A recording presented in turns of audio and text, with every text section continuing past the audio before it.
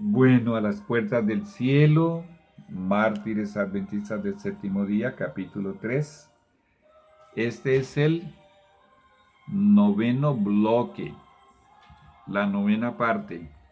Y vamos a continuar con el texto que está en esta partecita. Vuelvo a leerlo. Perdón. Vamos a colocarlo aquí para que tú lo leas. Bueno, aquí en esta partecita de acá, al final, aquí donde tengo el dedo, ahí está corregido ya el texto que tiene algunas inexactitudes. Yo los conocía bien y me volví para abrir la puerta de la sala, estaba en la sala de su casa, para recibirlos. Ahora dice, corrigiendo una inexactitud, ahora dice, pero pensé que yo debería mirar de nuevo. Muy bien, vamos a concentrarnos en esa partecita. Pensé que yo debía mirar de nuevo.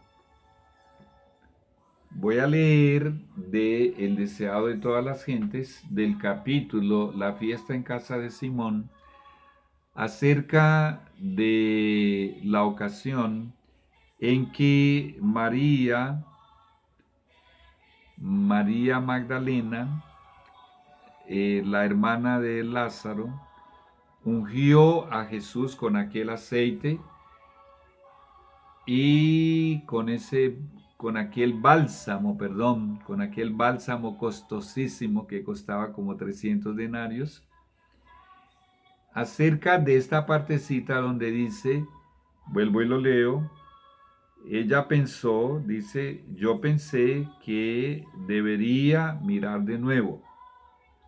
Mucha atención, voy a leer esto para poder explicar. Deseado de todas las gentes, en la fiesta en casa de Simón, dice, María Magdalena no conocía el significado pleno de su acto de amor, de haber ungido a Jesús. No podía contestar a sus acusadores. Había un murmullo iniciado por Judas. Allí en esa reunión, por lo visto, había mucha gente. En ese banquete que Simón, el que era leproso, y Jesús lo había curado, el fariseo Simón le estaba brindando ese banquete a Jesús. Y había allí un murmullo donde la acusaban de ser una despilfarradora. Por eso dice, no podía contestar a sus acusadores. Ahora escucha esto, no podía explicar por qué había escogido esta ocasión para ungir a Jesús. Pero no para allí, ella no tenía explicación. Y el testimonio de Jesús nos da esta luz. El Espíritu Santo había pensado en lugar suyo. Entonces el Espíritu Santo puede crear nuestros pensamientos. Mucha atención. Él plasma el pensamiento aquí en el lóbulo frontal, son impresiones que el Espíritu Santo plasma, pero aquí dice, y ella había obedecido sus impulsos. Cuando tú eres obediente a esos impulsos, aquí usa la expresión impulsos, la mensajera del Señor, y en otra ocasión dice ella que son impresiones que el Espíritu Santo plasma aquí en el lóbulo frontal. Si tú eres obediente a esas impresiones, a esos impulsos que el Espíritu Santo plasma aquí, te estás dejando guiar por el Espíritu Santo y si eso es así, Romanos 8:14 dice que eres hijo de Dios. Pues bien, ten eso en mente, el Espíritu Santo puede crear tus pensamientos, pero te deja a ti la elección de someterte o no a esas impresiones, de obedecer o no. María Magdalena había obedecido y por eso hizo lo que hizo. Ahora vamos a pensar, cuando ella ya estaba lista para abrirles la puerta, porque confiaba en ellos, porque eran líderes, eran pastores, eran administradores de allí, de la iglesia en Battle Creek, y obviamente los iba a recibir, los iba a atender con toda confianza en su casa. Cuando decimos que ella pensó, dice, pensé que yo debería mirar de nuevo a la luz de la información del deseado de todas las gentes, con María Magdalena, ¿qué nos está diciendo esto? Que el Espíritu Santo le produjo ese pensamiento, que diera una segunda mirada en esa compañía de hombres que venían marchando de dos en dos. Eso ya era cuestionable, y también era cuestionable el hecho de que ellos tenían una apariencia de ser severos y determinados. Eso también era cuestionable. Pero sin embargo, de todas maneras, ella tenía un corazón de oro, literalmente hablando. Sí, ella le había comprado el oro refinado en fuego a Jesús. Sí, Apocalipsis 3:18. Y con todo el amor que inundaba su corazón, pues claro, los iba a recibir. Pero a pesar de que en el sueño Dios no hizo que ella cuestionara el hecho de que venían marchando de dos en dos y de que parecían severos y determinados, de todas maneras, el diseñador del sueño, recuerda que ese sueño todo es un diseño divino, le coloca el pensamiento, y entonces ella, así como hizo María Magdalena, obedeció a ese impulso, a ese pensamiento, y no les abrió. Volvió allá al cristal del lado de la puerta para echarles un segundo vistazo.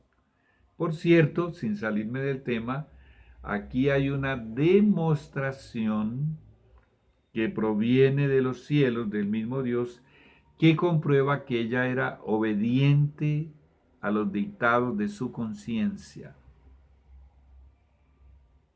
Toda la Biblia repite el Señor una y otra vez: si escuchareis a mi voz, si oyereis mi voz, obedeciereis mi voz, acatareis mi voz, etcétera, etcétera.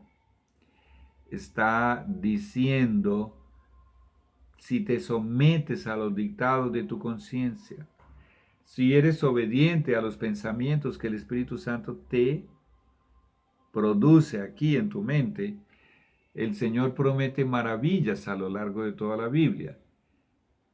Y aunque la palabra conciencia solo aparece por primera vez en el capítulo 8 de Juan, en el versículo 9, la conciencia es la voz de Dios, ya lo dice literalmente la página 120 de Testimonios para la Iglesia, el volumen 5. Ella sí que era obediente a los dictados de la conciencia. Aquí el Señor no está forzando las cosas. No nos está diciendo que ella hizo algo que ella no haría, porque ella sí que se sometía a la voz de Dios, a los dictados de su conciencia. ¿Y qué aconteció cuando ella dio esa segunda mirada? Vamos a leerlo. El texto sigue diciendo, en inglés dice, the scene was changed. En Testimonios para la Iglesia, volumen 1, allí dice, la escena cambió, pero el verbo que tenemos allí en inglés es un verbo, el verbo changed, es un verbo que puede ser participio y también puede ser pretérito perfecto. Y la traducción correcta es: la escena fue cambiada. El diseñador divino es el que está dirigiendo cada detalle del sueño, porque Él es el creador de este sueño. Ahora vamos a prestar mucha atención. En su primera mirada, ¿qué vio ella? Administradores, líderes, pastores, gente importante de la iglesia que venía marchando de dos en dos y parecían severos y determinados, traían una misión. Cuando ella obedece a los impulsos del Espíritu Santo y mira de nuevo, ella reconsideró lo que iba a hacer. ¿Qué iba a hacer? Abrirles la puerta, así nomás.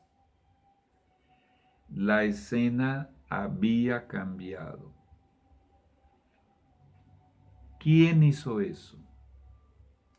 Esto se llama el testimonio de Jesús.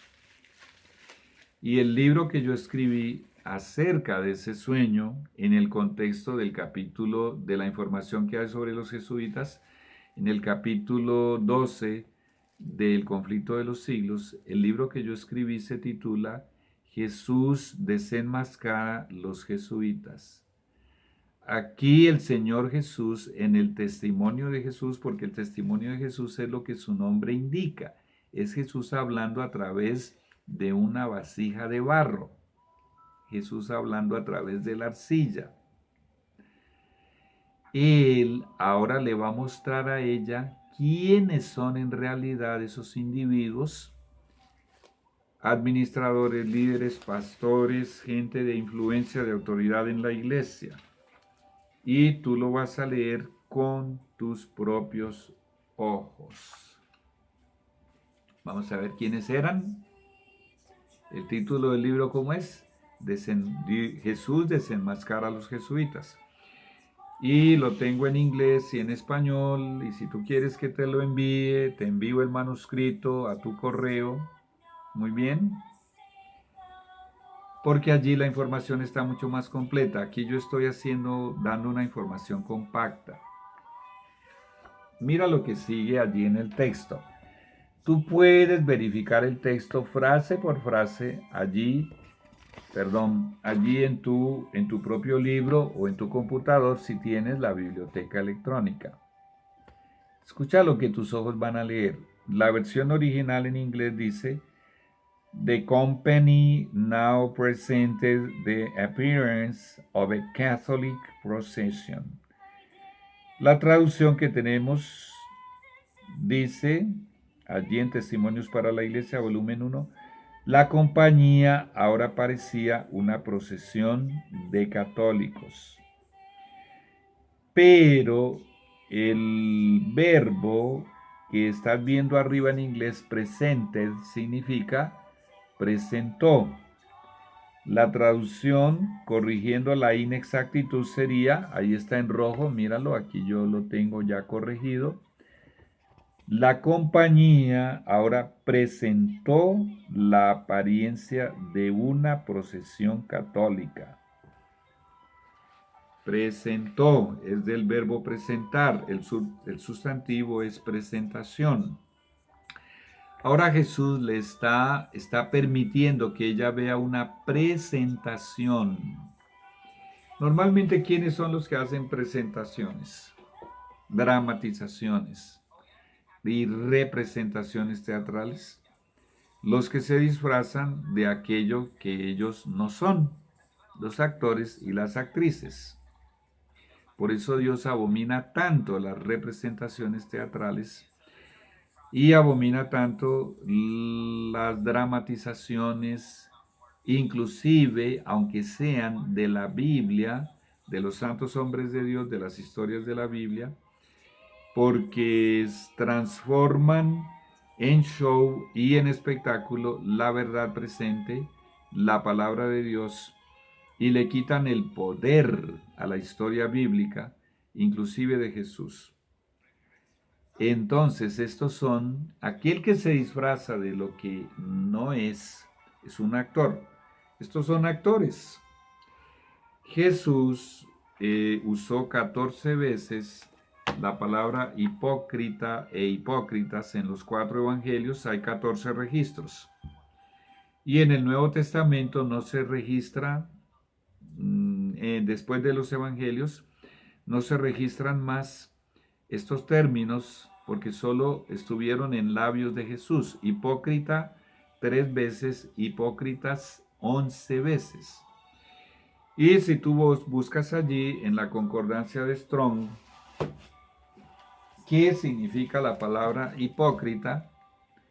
Dice aquí que significa, en el griego, significa actor en escenario, o sea, actor en acción, en actuación.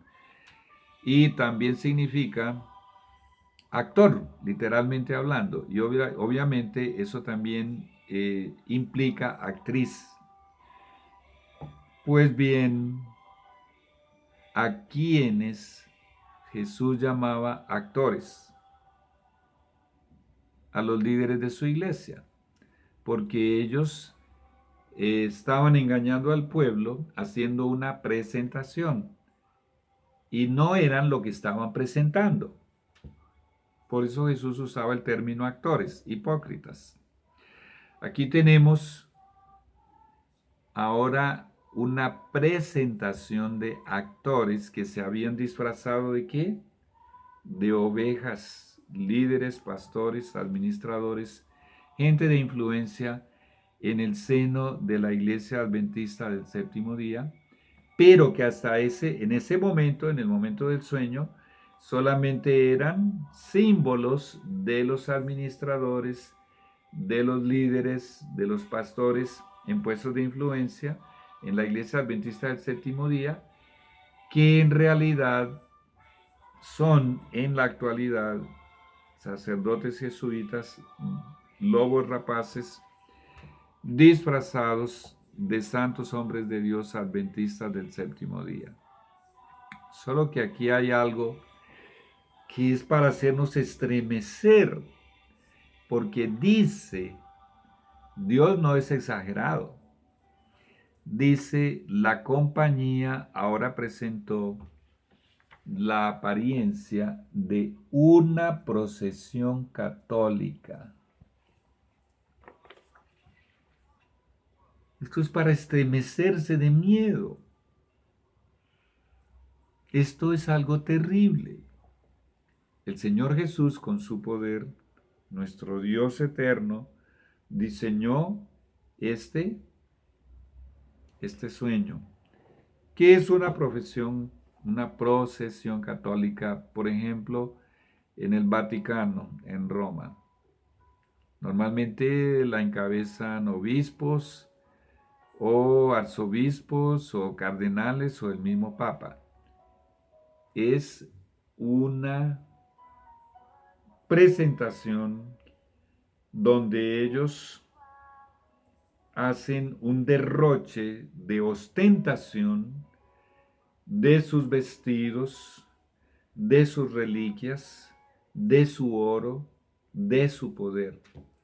Y detrás de ellos vienen sacerdotes comunes y monjas y detrás viene la multitud. No sabemos qué tipo de procesión era porque en diversos lugares del mundo se hacen procesiones católicas, en los países católicos por lo menos, especialmente en ocasiones donde ellos tienen fiestas católicas. Pues bien, esto es para asustarnos y para hacernos reflexionar porque Jesús nos está hablando directamente a nosotros, diciéndonos que está desenmascarando sacerdotes católicos infiltrados dentro de la Iglesia Adventista del Séptimo Día.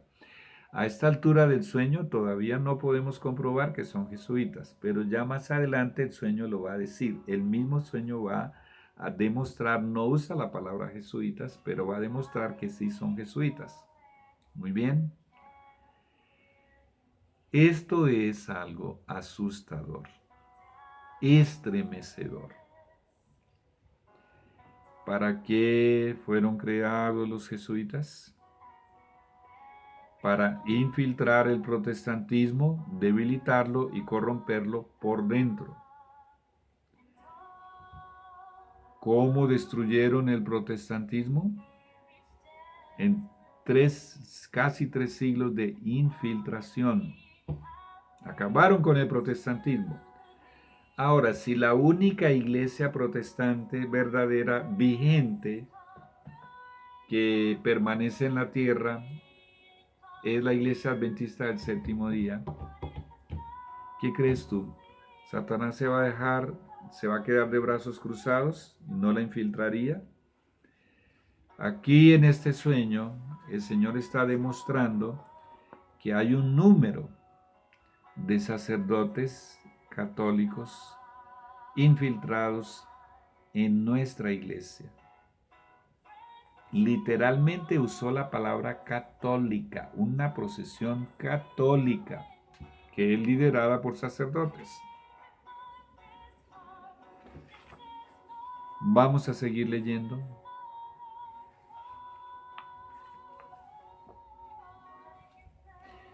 Mucha atención. El texto que sigue dice, wow, a mí se me olvida. El texto que sigue dice, en inglés dice, a ver si lo puedo dejar quieto. One bore in his hand a cross, another a reed. En la traducción al español hay un error de traducción porque dice, uno llevaba en su mano una cruz, otro un escapulario. Esa última palabrita que estás viendo acá, esta palabra, reed, esta, fue traducida como escapulario. Pero la palabra escapulario en inglés es casi igual que en español, es la palabra scapular. Y la palabra reed traduce lo que tú estás leyendo allí en la corrección. En realidad, la corrección es, uno llevaba en su mano una cruz, otro una caña. Tampoco podemos forzar la traducción para tratar de demostrar o recomprobar que sí eran católicos con el escapulario. Eso no es necesario. Dios no necesita forzar nada. Era una caña o una vara. La palabra reed también se aplica para la forma de varita que tienen las espigas. Pues bien, vamos aquí a llegar a otra pausa y ya viene el 10.º segmento, ya viene la 10ª parte de esta presentación.